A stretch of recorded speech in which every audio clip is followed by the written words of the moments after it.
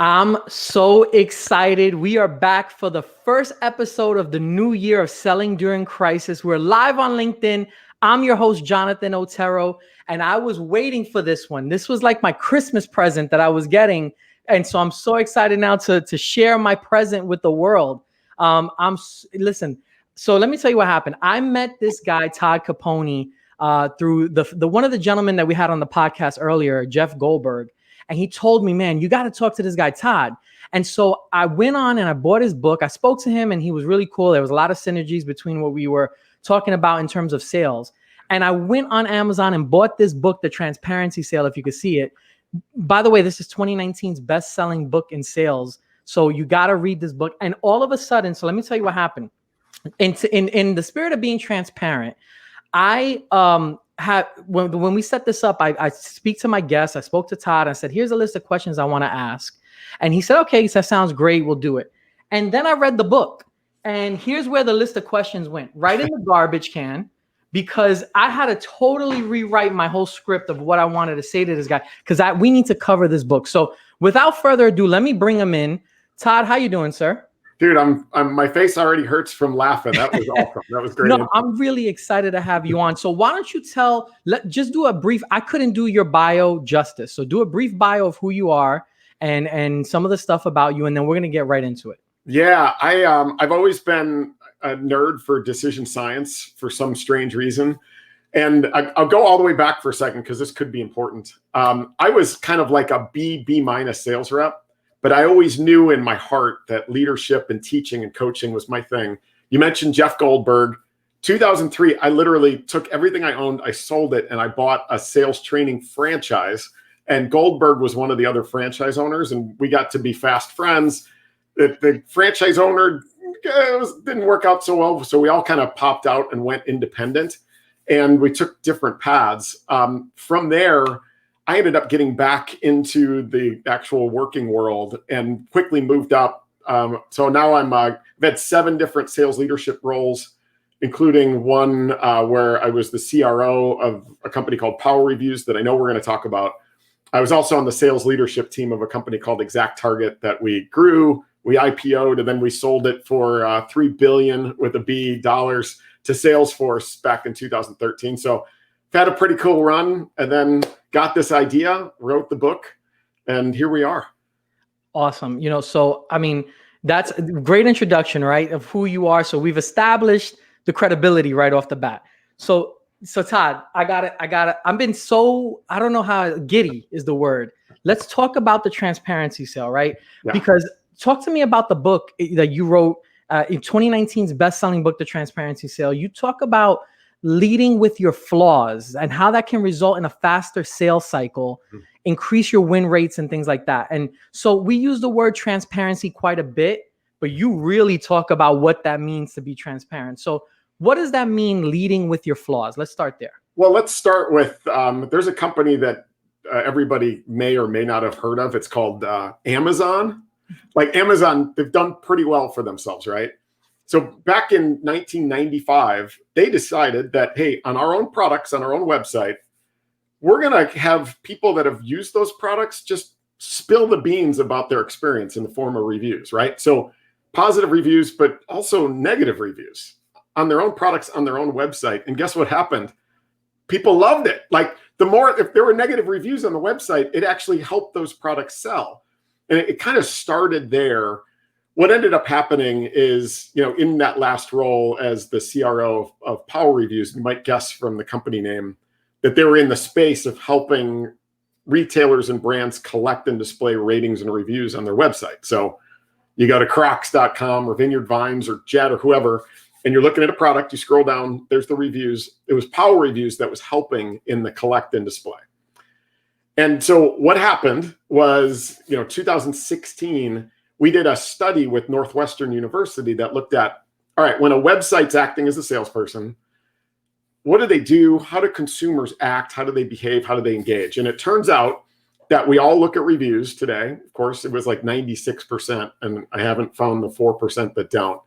But the other 2 things that literally, like a research study, changed my life is that 82% of us go to the negative reviews first. So you skip past the 5s like, that's just marketing. and go to the negative reviews, and that a product that has an average review score between a 4.2 and a 4.5 sells better than a product of any other score on average. And that means a 4.2 actually sells better than a product that's got nothing but 5-star reviews. So I'm looking at that thinking, all right, that's what a website's acting as a salesperson. Being the decision science nerd that I am, I'm like, all right, what would happen in the B2B world? Like, is that just like a brain thing? Or is that just an online thing? And I found really, really quickly that it's just the way that we're wired as consumers, right? We are wired to know that perfection couldn't possibly be reality, number one. And number two, we're wired to predict what our experience is going to be. When you combine those two together, when we hear nothing but 5-star type talk from a salesperson, our brain has got a filter on it going, all right, BS alert, everything is going through that filter. But again, 82% of us go to the negative reviews first. You probably do too. That when we lead with that sort of thing, and I'm not saying go the extreme and go, hey, this is why we suck. What I'm talking about is leading with those imperfections, leading with, hey, this is what you might not like, but if you're cool with that, you're going to love this. Or here's something that our competitor does that if that's going to be really important, let's address that now. You disarm the buying brain. And then when you do start to lead with those things that you're great at, hey, we give up those things to be great at our core. There's no filter left. It goes right through and it has a huge impact. And as a result, you win faster, you win more often, you qualify in deals faster that you should win. And then just as important, if you're going to lose, you lose faster, which is ideal. And it means you're spending more time on the opportunities you actually should win. So all of that magic started happening when I tried it, triggered this idea to write the book. And again, here we are. Yeah. Todd, you established early on in the book about that whole topic that you talk about a 5-star review versus a 4.2, 4.5. You even asked the reader if you like this book at the end, you can review it, but make sure you give me a 4.2 or 4.5. Don't give me 5-star. So you established that really early on, which I love. Transparency sells better than perfection. And that's the best way you could say it. And so I totally excited about that. Now, let me ask you this question, right? Because transparency is a buzzword that's used quite a bit, but I've never seen anyone visualize it in my brain as much as you did in your book.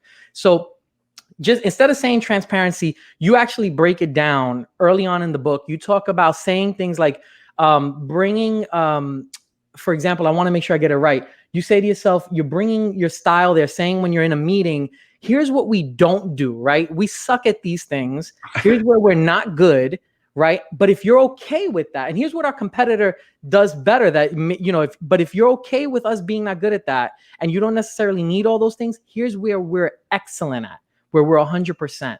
And that immediately brings down their walls. And you think about that logically, you go, yeah, that makes sense. But as a salesperson myself, right, being in the sales industry for many, many years, I started looking back as I was reading. I had to put the book down and say, how many times have I actually done that? Because that seems so counterintuitive to what I want to do in a sales meeting. Mm-hmm. And so I had to be transparent, I had to say to myself, did I ever do something like that? Or have I ever effectively used that technique? And I thought the answer was no, which I'm sorry about. If any of my former customers are watching this right now, I apologize.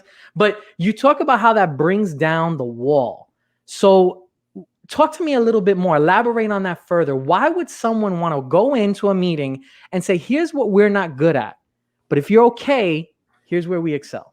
Well, yeah, you probably remember the IKEA story in there. And again, that's a branding thing, right? Where, you go to IKEA and it's hell on earth, right? Where like you can't find anything. When you finally do, you've got to write down the little code or take a picture of it with your phone, because you get to go down into the warehouse yourself, pull the 200-pound boxes off a shelf onto a cart that doesn't have brakes, which seems like a massive oversight, roll it to your car, jam it in the car Tetris style, drive home with a few injuries thinking, oh gosh, I left the hell on earth at the store. But then you open the box, there's 150 parts in there with no words on the work instructions. You F-bomb your way through it and you're like, oh, you know what? Got a little endorphin rush. That looks great. Maybe I should go buy the end tables with this bedroom set.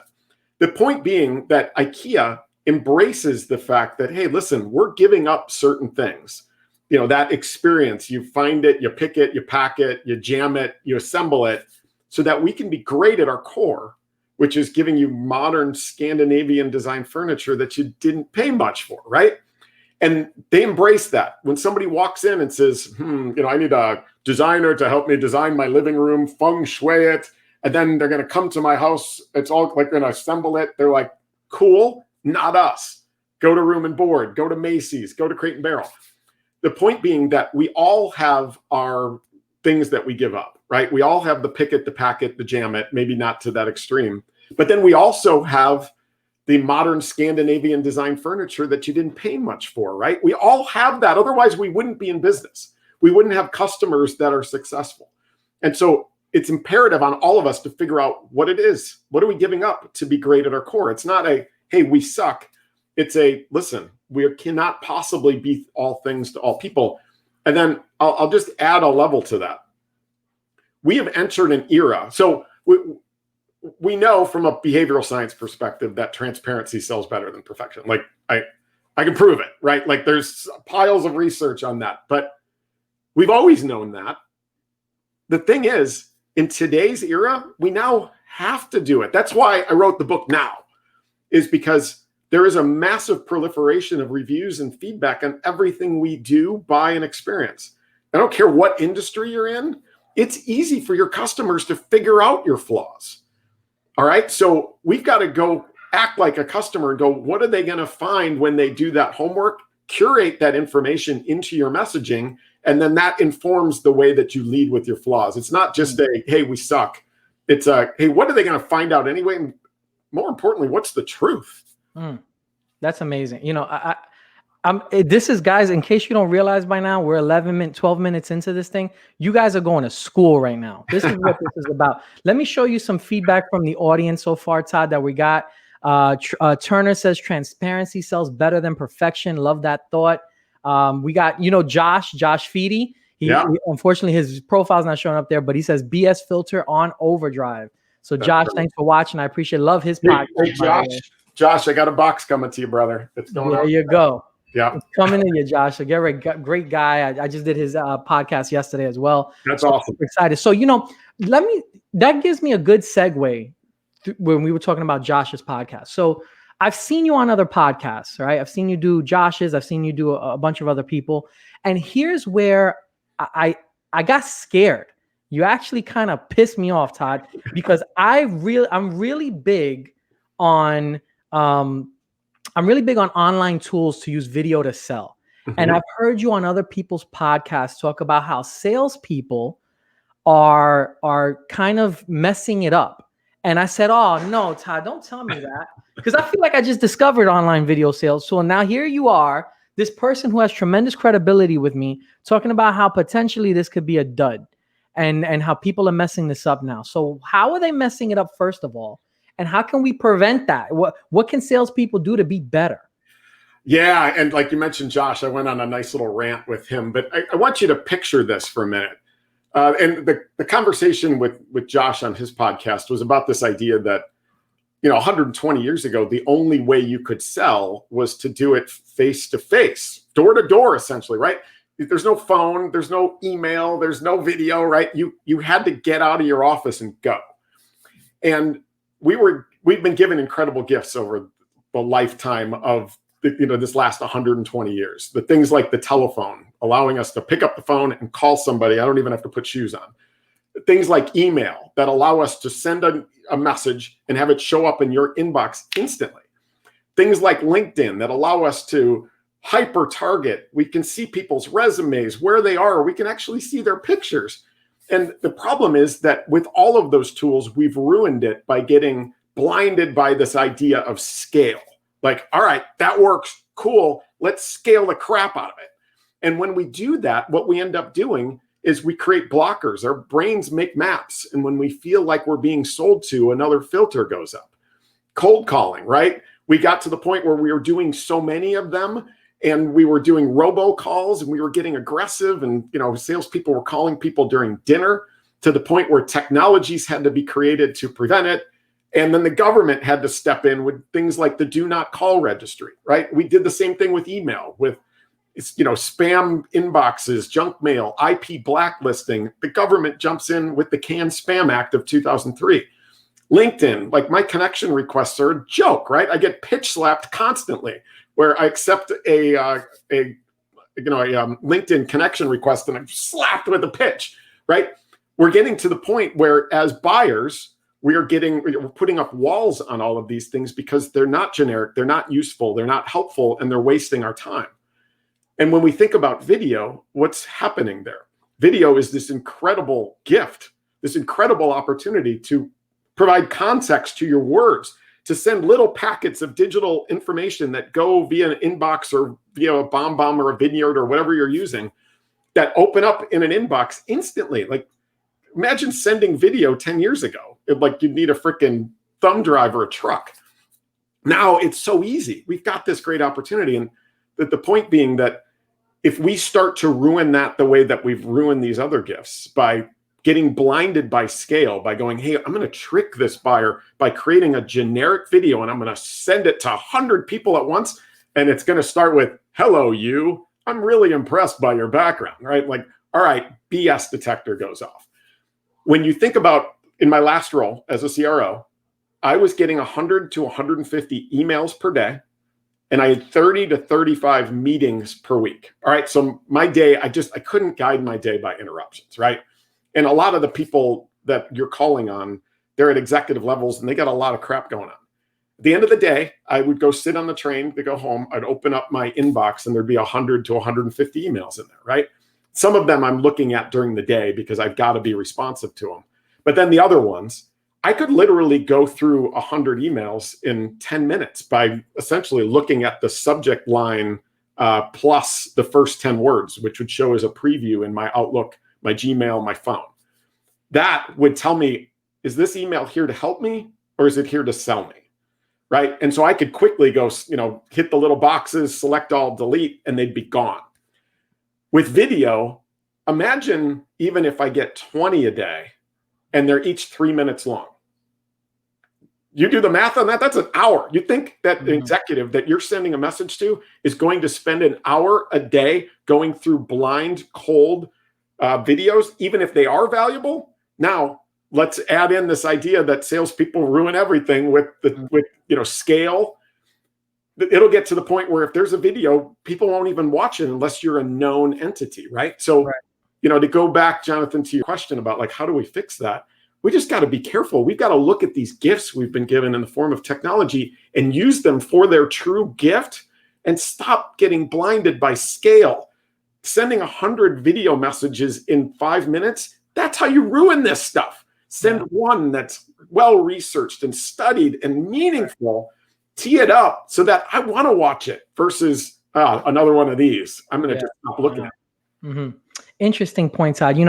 We're launching a brand new website called digitalsalesync.com where we're doing an online training and we talk about using online video tools in our course. And, it gave me something to think about when I was kind of creating and curating the content for that course.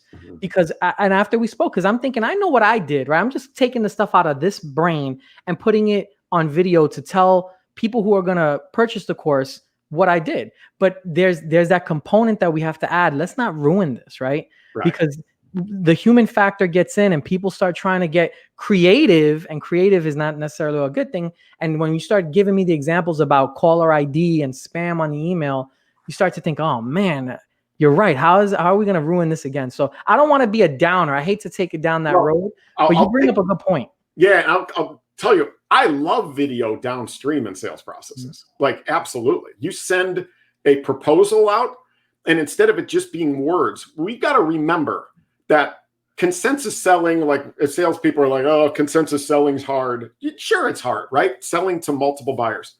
But consensus buying is not only harder, because imagine consensus selling, you've got a whole organization, a whole team there to support you, right? Marketing is there to help give you your messages. You're given tools to sell.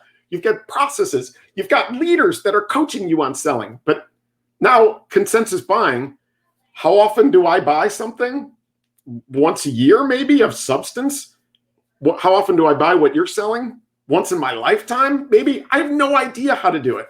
And now I've got to pull together a bunch of people in a consensus buying environment. Like I've got to go get, Jonathan's approval, and I got to go get Larry on board and Josh and Jeff. Like I got to go grab all of these people.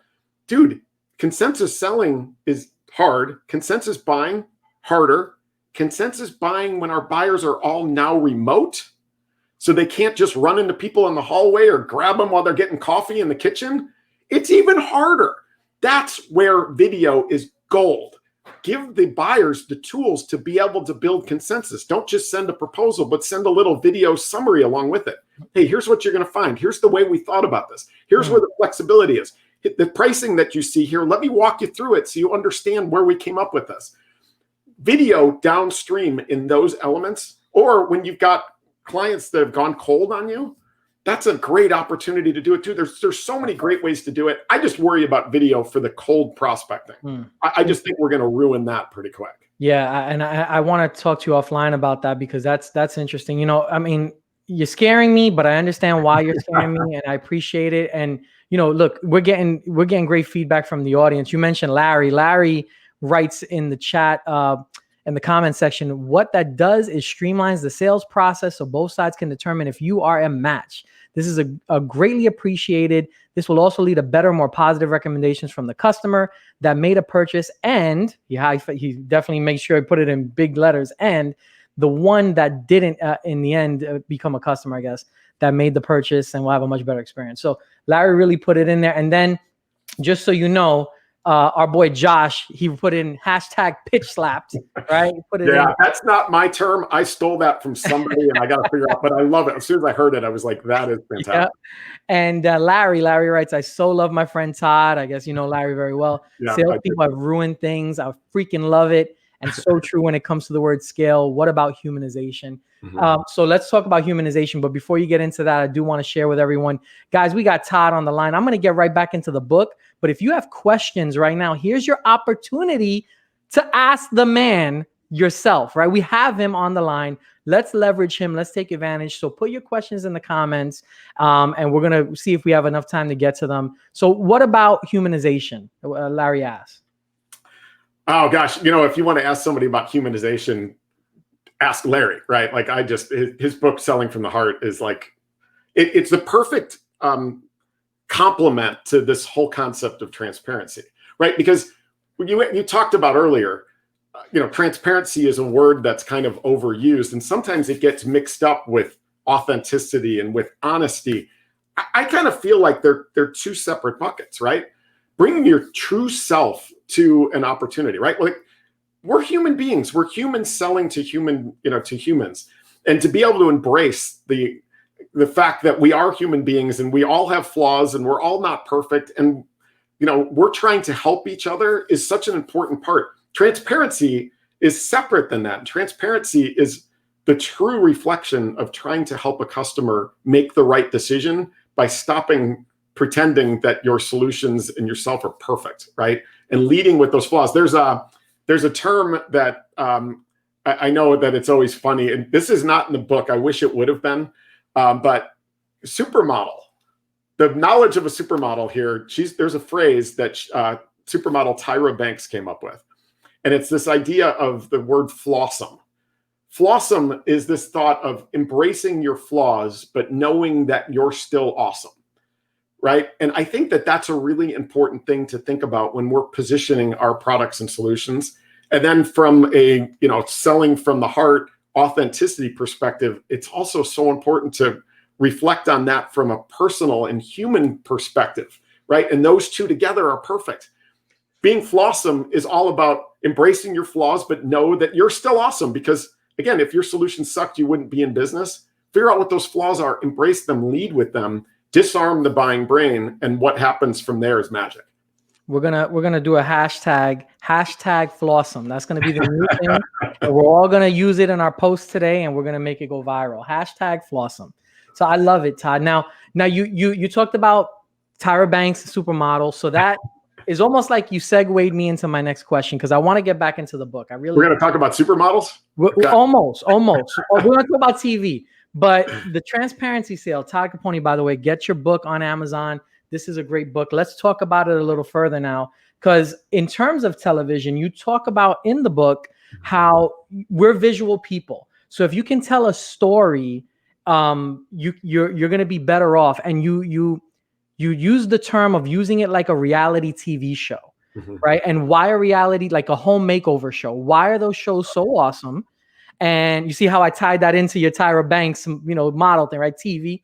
So the home makeover shows, why they're so good and why they drive the audience to action. And so I'm curious to know, I couldn't wait to ask you this question. What do you mean by that specifically when you talk about our presentation should be like a reality TV show? Do you mean we got to get like the ring lights and we got to do our makeup and like literally, what do you mean? When you said that, I was confused. How do I make my presentation like the home makeover reality show? Yeah. So let's start with what's wrong with a traditional presentation, right? Francis Bacon. So let's go back to the year 1620, which is actually 400 years ago, 399 years ago. Francis Bacon, philosopher, like the guy was amazing. He talks about this idea that when a human intellect forms an opinion, it will take all information in to reinforce that opinion, even if new or better information is actually contradicting to that opinion. In other words, when we establish an opinion, you could come up with all the stuff against it in the world, and our brains will use logic to polarize. So, for example, dude, we see that in politics all the time. If I'm leaning one way and somebody gives me a logical piece of information that supports that way, I'm going to go, yeah, and then I file it. And now I'm even stronger in my position. Somebody comes up and gives me something contradictory to my leaning. What I'm going to do is go, here's why they're wrong. I form that opinion in my brain, and now I'm still even more reinforced in my previous opinion. That's what Francis Bacon was saying. We've known it for 400 years, yet we lead our presentations with logic. We lead with our mission statement, like, oh, we're going to save the world, right? And then our second slide is our awards that we've won. Like Forrester thinks we're great, and these people. Then slide number 3 is a map, right? Where we've got an office in Chicago. We've got one in Singapore. You don't, but we think it's pretty cool. Slide 4 is your products and like little product bubbles, and then a circle around it that says solution. And then slide number 5 is a NASCAR slide that's got all your logos on it of all the companies that you're proud of, right? You're literally, if you're selling to a group of 10 people, and they walk in and they're all leaning one way or the other, that logic actually polarizes people from the beginning. Meaning when they see your awards and go, oh, you were the best in 2018. Wow, that's really impressive reward. Those are the people that are loving you. People that aren't going to go, gosh, who won it in 2019 and 2020? Maybe we should be talking to them, right? You're taking this logic is polarizing, and in a consensus sell, we cannot do it. So logic, polarizing. Guess what's not? Emotion and stories. Emotion and stories actually bring people together. There was a study that was done by a neuroscientist that brought a bunch of people into a room, hooked up what's called fMRI machines to their brain, like to their heads. fMRI machines is functional magnetic resonance imaging machines that allow them to see what's going on in the brain. They showed them the movie, the old Clint Eastwood movie, The Good, the Bad, and the Ugly. And what ended up happening is as they were watching the movie, their brains almost all looked exactly the same in the fMRI scanners. And when there would be highly emotional parts, it was like literally 10 of the same brains. How do you apply that to selling? Well, when you think about I know this is so crazy, but reality makeover TV shows follow a choreography that you can literally use to reorder your own slides. And so I don't know if you watched like Queer Eye or Restaurant Impossible or Biggest Loser or Extreme Makeover Home Edition, but in every case, like let's take Restaurant Impossible on the Food Network. Robert Irvine is a chef, big muscle head, former military. But what he does is people go to the website and fill out a lead form essentially and say, hey, my restaurant's in trouble. I could use some help. Sound familiar? Right? It's not like he's barging into restaurants going, this place sucks. These people have volunteered to listen to him and get his advice, right? Very similar to in your sales pursuits. He shows up, he aligns with them around, hey, why am I here? Like, oh gosh, the economy's been tough in our area, and there's a new Italian restaurant down the street that's taken away some of our business. He's like, all right, okay, cool, got it. And then he starts to teach them about what they don't see.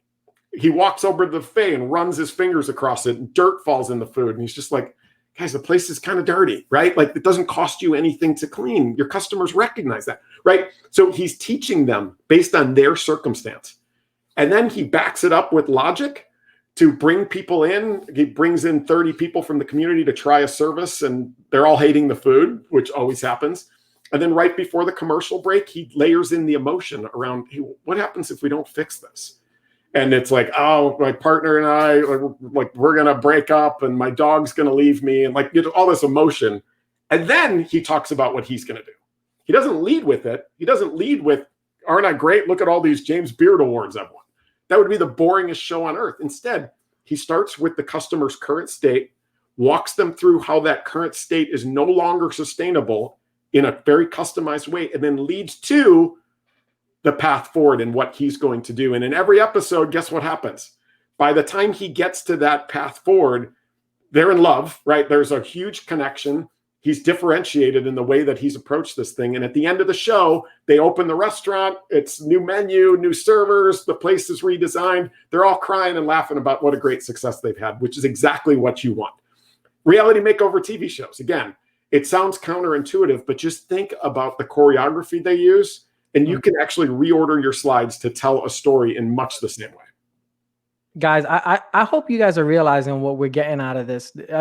I'm really considering packaging this and selling it, because we're giving this away for free, man. This is you're giving gold nuggets. You understand?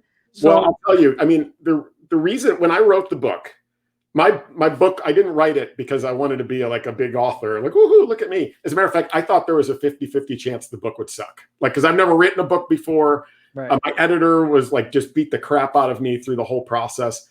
And like, the whole point was seriously to get these ideas out there. And so the things I'm talking about, they're all in there. Right. I don't read a whole lot of books now. What I do though, is I make a commitment to myself that every day I'm either reading behavioral science research, which I know is super nerdy, but I go grab something every single day just to read it. And I think about it from the frame of sales and sales leadership. And then I'm also I'm a nerd for sales history too. That's kind of a side thing. Like, this book is from 1916 and it smells fantastic. But the point being, the whole purpose of this is to get these ideas out there. It bothers me that every year sales shows up at the bottom of Gallup's annual most to least trusted professions list, along with members of Congress and senators. Like, that kills me. And I'm hoping in my lifetime we get to a point with people like Larry Levine that are thinking about these same things, to where we start to move back up that list. We may never get to nurses and veterinarians level, but I think we can at least move up a little bit. Yeah, when you talk about, I read your bio and you talked about, you call yourself a self-proclaimed, sales nerd. I was off camera when you started talking about fMRI, and if you saw my eyes, I was like, I couldn't, I didn't know what it was like way above my fMRI. I was like, what are we talking about here? So, this guy, I mean, you talk about knowledge. He went all the way back. You saw that book that looked like before Jesus. And so he got that book there, and this guy knows his stuff. This is not someone that just Googled it, right? This is someone who actually went down the line and researched it. And check this out, Todd. We got Turner already doing the hashtag Flawsome. So this is going to be the new hashtag for the week. We're going to make hashtag Flawsome a thing. And Josh kindly also put a link to your website. We're going to talk about your website later on, where they can get an autographed copy of the book. Larry also chimed in again, as a customer, I need to know you understand my situation and you can help me solve my problems by showing how you did this for someone else. I mean, we're getting great feedback, Todd, from the audience. And I'm telling you guys, if you have any questions, feel free. But I have a question for you now, Todd. I want to talk about something. I know I'm kind of hopping around in the sales process. In my brain, when I outlined this, I wanted to kind of take us through a journey from prospecting to meeting to closing. But there's so much stuff that I want to unpack. So one of your posts, we're gonna talk about this now, the beginning of the process, because you mentioned Robert Irvine and how when people contact him to do the show and stuff like that. So one of your posts, it got me thinking about a post back in December where you talk about setting up an appointment, right? So similar to how they do with Robert Irvine in the show, and how you can actually draw the prospect away from you by creating an impression that you are not busy. You send them like the Calendly link, or I don't even know how to say that, Calendarly link, whatever it is. You Close send them enough. the link, and your calendar is wide open, and you say choose a time. It's actually negative to do something like that. And if you're going to send them a link for your calendar, you want to at least create the impression that you're super, super busy. So talk to me about that. How does that look like in the buyer's brain? Yeah, I mean, just think about it. Remember that way back when we could actually go out to eat. Just picture you're walking down the street with a buddy and you're hungry, and there's a restaurant on the left and a restaurant on the right. And like, you're not looking at Yelp or anything like that, but the restaurant on the left looks kind of empty, right? There's like no energy around it. But the one on the right, like there's some energy there. You see people in the window, you see people hanging out in front. Which one do you go to, right? Our brains, we're actually biased towards the place where it's happening, right? Our assumption subconsciously is that they've done the homework. And that's why that place is busy and the other one's not. And as a result, we're drawn to that. Now, let's take that into the selling world. And, you feel like you're being helpful when you tell a prospect or a customer, hey, just pick a time. Anytime next week, I will make it work. You're that important. Cool. That's super nice, right? We think we're doing that. But at the same time, we're creating the impression that we're the restaurant on the left, that like nobody's going to. There's nobody there. There's nobody in the windows. As a matter of fact, I did get a Calendly request from somebody, and this was a while ago, but it was a Calendly request where they were like, hey, find a time. Like, Todd, I just want to talk to you. Like, that's awesome. I'm honored. But then I went in, and every single time from 9 to 5, every single day, as far as I could go, except for lunch, because the dude's got to eat, was open. And that just tells me that it's almost like a desperation thing. We want to go where the cool kids are, right? We want to go to the happening place. That's why, like you look at Zoom is kind of the default for people because everybody's going to it. Are people actually doing formal evaluations of Zoom versus GoToMeeting versus WebEx? I don't think so, right? They're just drawn to it because that's what everybody's doing. You've got an opportunity to do that in the way that you even position appointments, and it does multiple things of value. Number one, it creates the impression that you're in demand, but I'm not saying that in terms of like, let's not be transparent, let's not be authentic, but it allows you to control your calendar, right? If you just make everything open, you are guided by interruptions during the day and you get very little done. When you do that and you actually propose times, and this is something Jeff Goldberg and I used to talk about way back when, is when you say, hey, let's get together. I can do Tuesday at 10 or Wednesday at 2 in the afternoon. Either one of those work for you. If the customer says no, you've changed the conversation from whether or not you're going to meet to when you're going to meet, right? So that's an important shift. And then the last piece of value there is, I don't know about you, but like I'm at my best in the morning, right? Like when I've had my coffee, I want to be doing my most important meetings in the morning.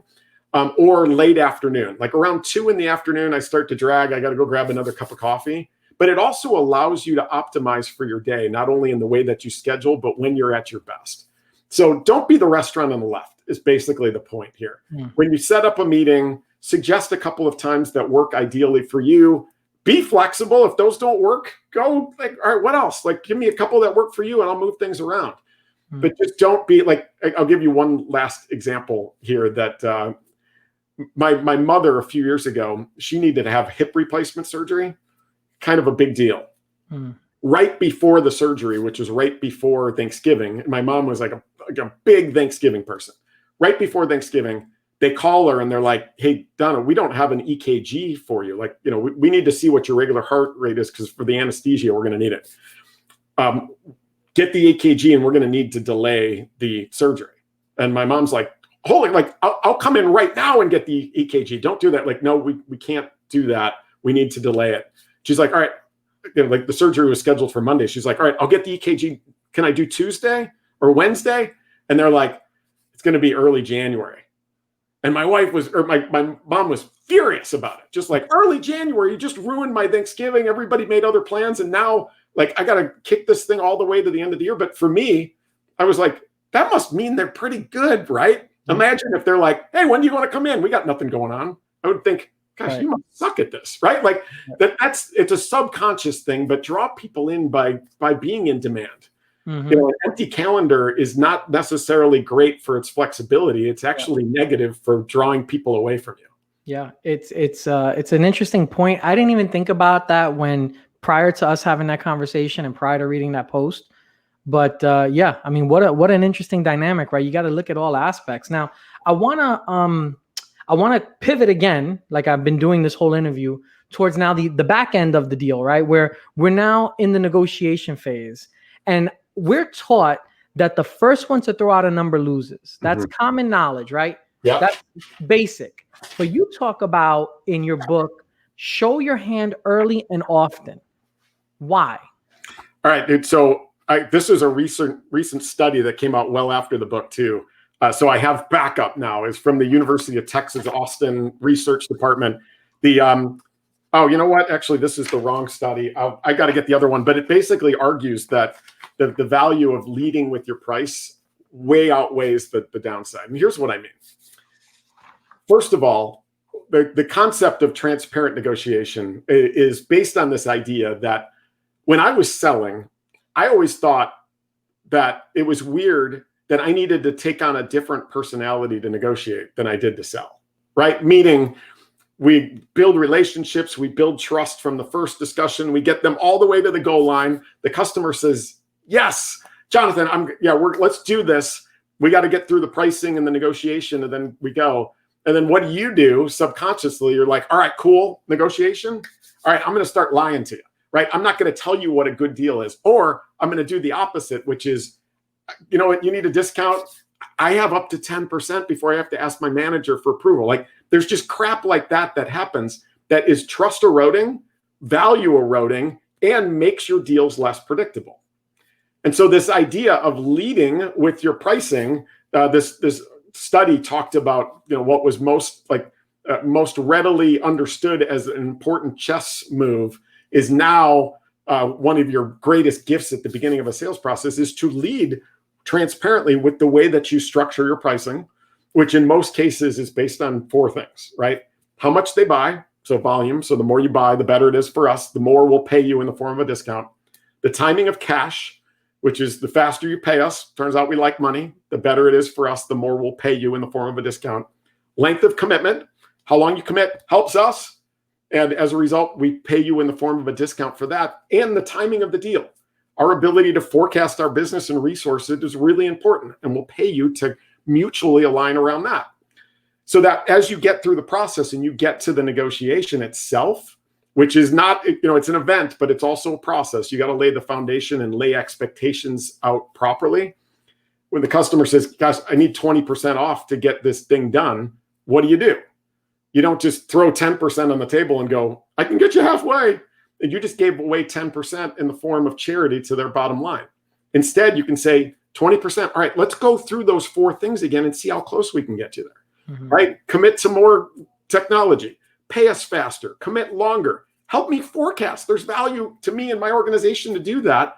We align around those things and you end up getting value for every dollar you give away in the form of a discount. You build trust to the goal line and your deals become infinitely more predictable overnight. Like it's the freaking easiest thing ever. I had accidentally stumbled on it about 12 years ago as a SVP of sales in a negotiation where the big oil services company brought 6 procurement people to beat my ass. And so I just threw my cards face up on the table and literally magic happened. And so I've been building on this from a behavioral science perspective and a structure for those, you know, for the last 12 years or so. And it's the most popular class that I teach now. Yep. And there it is right there, guys. Page 127 in the book. I can't get it right on the camera there, but Todd talks about the levers. There you go. I don't know if you can see it. The 4 levers, and that's what he was talking about. I highlighted it in my book, and he talks about volume, timing of cash, length of commitment, timing of deal. So, you know, really interesting. Guys, I'm telling you, I was one of the best books I've ever read. It's plain and simple. And so, you know, Todd, I would love to keep you going, but look, I can't keep you here all day. It's not fair to you. But I feel like there's so much so much value that you're adding. The whole Selling During Crisis podcast was created out of a need where I was talking to my peers who were struggling once, COVID hit, and we were all trying to bounce premise ideas and how do we engage with the prospect and what to do. And look, sales is a tough job, even in a regular time. Throw a pandemic in the mix of it, it can make it damn near impossible. So that was the whole reason why I created this podcast, to share best practices with leading experts in sales, to try to help. If we could help one person, then I think we did a good thing. And we know sales is a great career, but it's one of the toughest things to do, as we said. So, and it could affect you mentally, emotionally, physically. It's a mind game. So as we wrap up, can you give us one tip that you use to help keep you motivated, keep a sales rep focused on the goal? What is some of the stuff that we could do as we keep on going down the road here? Well, if you don't mind, I'd like to share something recent that I discovered that I haven't really written much about, but I think it might be helpful for everybody to listen to and understand. It was a few weeks ago. I was scrolling through LinkedIn, and there was an article that talked about how customer service and customer success and customer experience is the new mountaintop, right? Where if you're not creating not only great, but legendary experiences, you're going to fail in the 2020s. And I was like, all right, that's a good argument. I started popping around a little bit because that's what I do. Like, I see something and I'm like, I want to really get into this.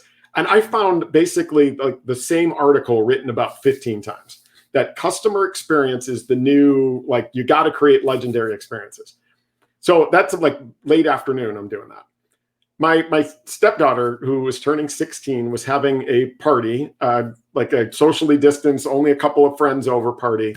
But she wanted me to go buy some stuff, like a veggie tray and like fruit tray and some food and like that sort of thing. So I went to Costco. And one of the things she loves is ranch dressing. And so, again, fresh in my mind, customer experience is the new mountaintop, right? I go to Costco, I walk in, there's the ranch dressing, right? And you can't just buy ranch dressing. It was 80-ounce container, which is like 2/3 of the way to a gallon. Like, I don't need a gallon of milk or a gallon of ranch dressing, maybe a gallon of milk, but like, you crazy? I turn around, there's toothbrushes, right? You can't just buy one, you got to buy 10. I'm like, oh yeah, this is Costco, right? So I fill my cart, I go to checkout, and they basically, after they scan it, they just throw it in your cart, right? Just like, dong, dong, dong. It's like bouncing around. I then walk out and there's a lady there checking my receipt against what I bought to make sure I didn't steal anything, right? And I'm like, Costco's the number 4 retailer in the US, right? And then like layer that in with IKEA, and IKEA being this horrible experience. They're the number 1 furniture retailer in the world for 14 straight years. It's the point being, I started digging into the why, and here was the learning. When we set accurate expectations and we consistently meet them, that is the highest likelihood to customers that not only buy, but they stay, they buy more, and they're willing to advocate on our behalf. Accurate expectations. Now, you might be saying, all right, I get it. Of course, I don't want to set a higher expectation and miss it. That's clearly bad, but I'm always about under promise and over deliver.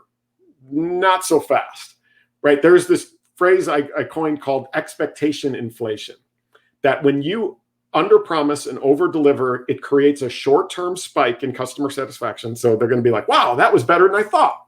Cool. But over time, if you consistently under promise and over deliver, it's literally a form of lying. And your customers will start to inflate expectations based on what you say. So they're going to start saying, oh, here's the low expectation. Here's my new expectation based on the fact that you always lie and under promise. And then if you can't stay up on that expectation setting, you actually will cause customers to leave you, to stop being as excited about you as they are. It's all about setting proper expectations and consistently meeting them. And it starts with the first conversation. Obviously, it starts with being transparent. It starts with being authentic. But again, set proper expectations and consistently meet them. That should be your goal. But, there's restaurants, there's places where you have to wait in line to get the food. But if that's the expectation, you're more than happy to do it, right? It's because expectations are set properly. So that's kind of my new thing that I've like everything I see is kind of centered around this idea of expectation setting and meeting it. Yeah, I mean, it's aligned with it's logical speaking, right? You talk about it because if you set the expectations right up front, you establish that trust that you want to build, and that sets the tone for the rest of your relationship as you go forward. Because now you've built trust right away, and it's about setting the tone to keep consistent trust throughout the relationship, not even to the point after they sign and you say goodbye, because then you hand it off to another team and now they have to build the trust. Right. You have to keep it going all the way through. So listen, I'll give you one last thing here to think about. We're biased by the perception of the cost and journey, meaning that a reward will not look as sweet when the journey or the cost are unexpectedly higher than we thought. And the example of that was last week, going to Culver's with my kids. So my wife and I and my kids, they wanted Culver's. They love frozen custard, right? When we get there, expecting that it would be easy, but there was a line of 15 cars. And we get in line and we're just kind of like, ah. And then about 2 minutes into it, my 9-year-old daughter is like, can we just go home? Like, we don't need the ice cream that bad. And then my 8-year-old was like, yeah, I'm with you. Like, let's go. Like, we don't need it. We don't need to sit in line like this for this long. Like, ice cream still would taste just as sweet if you went through the line and got it. But because they're children and they're perceiving that journey as being more difficult than expected, and they opt for the status quo. Does that sound like your deals, right? Where you engage with a customer and then the first couple of impressions are, oh, this is going to be a nightmare. And all of a sudden they go silent and you're probably losing to the status quo more than anyone else. I would argue that it's not necessarily them. It might be you. And now is the time to look at those friction-inducing experiences and processes in your process and smooth those out, because when you do, you'll have customers again that buy, stay, and advocate on your behalf. I was able to, I heard that story yesterday when I was talking to Josh Feedy, our friend, who also, by the way, has a great podcast. If you don't know, check him out. You can connect with him, the Sales Enablement Podcast. Todd is actually a guest on that. I'm a guest on that. So check out Josh's podcast there. But he told me that story yesterday as we were talking about how you guys had that conversation. And it was just so amazing how you could learn different sales components and techniques from all aspects, right? And we're all in sales. I don't care if you're a lawyer and or you're if you want to run a grocery store. I don't care what you do. We're all solicitors. We all sell. We're selling something. And if you don't have a product, you're selling yourself. And so at some point in time, you got to realize that. And these are the tools that we're trying to give you on this podcast here. So Todd, I really appreciate it. Thank you so much for helping out. You guys, if you have any questions and you want to connect with Todd, you can connect with me. I can get you in touch with him. You can connect with him on LinkedIn, but you could also visit him on his website, www.transparencysale.com. Let me just show everybody kind of real quick what it looks like, because I think it's important. This is the website here, and you can tell the first headline, transparency sells better than perfection. So go to this man's website right now, transparencysale.com. I mean, it does workshops, speaking, advisory, all the good stuff here. So listen, Todd. And by the way, and I'll say, when you scroll down a little bit, there's some articles I've written where I'm just constantly just giving stuff away. And I've got the 10 most popular articles posted down there. So that just go there and just start reading and grabbing this stuff. Again, my goal in life is to get these ideas out there and make the selling profession more respected and a better place to be. And I hope that turns out to be the truth. I love it. I love it. And by the way, guys, don't forget, as we're winding down here, #Flossum. That's going to be the new thing. So we're going to make that hashtag do something this week. So make sure you hashtag that on your post. Hashtag and at myself and Todd Caponi when you hashtag it so we can see it. So listen, Todd, I really appreciate it. Thank you so much for being on the show. Thanks for having me. That was fun. All right, Todd. So what we're going to do here is we're going to, I'm going to keep that hashtag up there. Please hang on for a second before we log off here. And so guys, I hope you enjoyed this episode. Again, if you have any questions, go to Todd's website, reach out to him, connect with him. As you can see, there's a reason why I wanted him on the show, and I'm really excited that we had him on. And I hope you guys got something from it. I know I did. So really excited that was the first episode of Selling During Crisis in the new year. I mean, I did a pretty good job, right, of kicking it off. So keep staying in touch with us. We're gonna roll out who's gonna be next on the show. We got a lot of great guests lined up for you later next week and for the rest of the month of January. So I'm super excited to keep this going. Let's make 2021 our year. Let's kick it right in the butt.